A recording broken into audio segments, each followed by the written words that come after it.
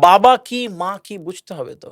একটা ছোট্ট গল্প বলি। একদম, একদম। একজন বাবা কি মানে আমাদের যারা পরবর্তীতে দেখবে যে বাবাকে কেন ভালোবাসবে? বাবা কি? আমরা তো বুঝি না। বাবারকে কখনো হয়তো অনেকদিন চোখ তুলে তাকানো হয়নি যে, "বাবা তুমি ভালো আছো?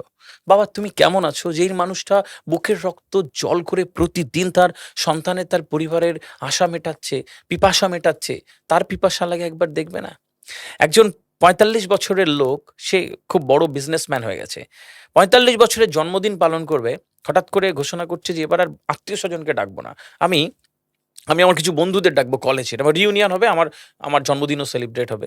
ব্যাস যেই ভাবা সেই কাজ। সবাইকে বন্ধুকে ফোন করতে লাগলো। "শোন না, অমুক দিন আমার জন্মদিন, আসিস, ইনভিটেশন।" সবাই খুব ফোন করতে, করতে এমন একজন মানুষের কাছে ফোন গেল, তার বন্ধু, যে সবচেয়ে গরিব মানুষ। ব্যবসায় লস খেয়েছে, চাকরি পায়নি এবং একদম দৈন্য দশা। মানে আর দাঁড়ানোর মানে জায়গা নেই। এরকম একটা বন্ধুর কাছে যখন ফোন করলো, ও বলছে, "শোন না, আমাকে ছেড়ে দে। আমার এমনি অবস্থা খারাপ।" বলছে, "আয় না, সব তো বন্ধুরা, ভালো লাগবে তোর।"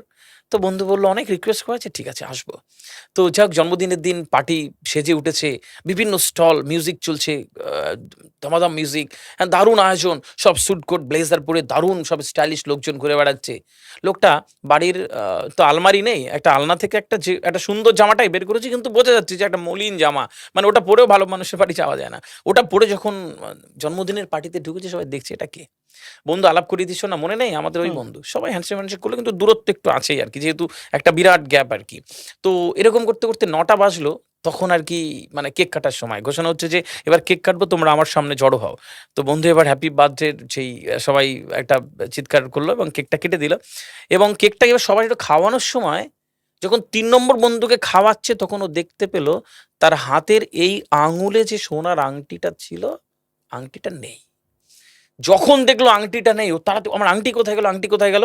পুরো জন্মদিনের পার্টিতে একটা বিষণ্ণতা ছিল যেই সেই।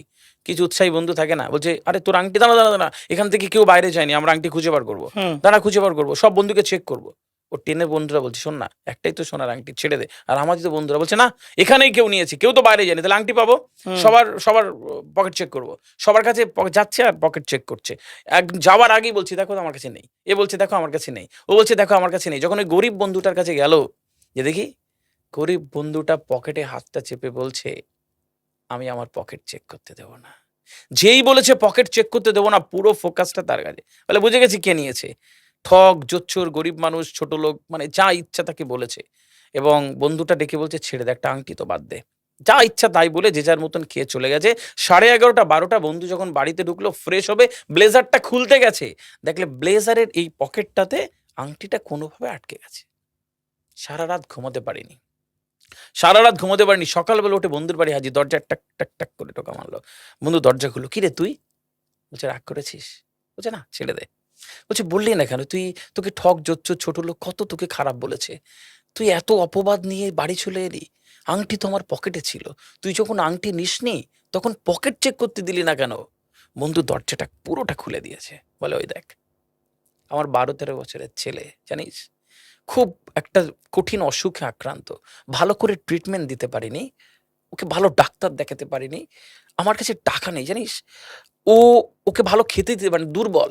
আমি যখন সুন্দর জামাটা পড়ছিলাম, তখন যখন বেরোচ্ছি ও হাতটা ধরে বলছে, 'বাবা, দুটো মিষ্টি এনে দেবে আমার জন্য?' বলছে, 'তোর পার্টিতে যখন ঢুকলাম, দেখি কত খাবার। আমি দুটো মিষ্টি ওই একটি একটি কাগজে জড়িয়ে পকেটে রেখেছিলাম। তোরা যদি আমার পকেটটা চেক করতিস, তাহলে ধরা পড়ে যেতাম মিষ্টি চুরি করেছি। যে বেশি খারাপ লাগতো, তাই চেক করতে দিইনি।' বাবা এরম হয় না? দিল কলিজা দিয়ে বাবা ভালোবাসে না? ওই বাবা যদি বলে পৃথিবীতে পুরো পৃথিবী একদিকে আর সন্তান একদিকে, তুমি কোনটা নেবে? পৃথিবীর সব বাবা বলবে, বেশিরভাগ বাবা বলবে যে, "পুরো পৃথিবী চাই না। আমি সন্তান। আমার সন্তানকে চাই।"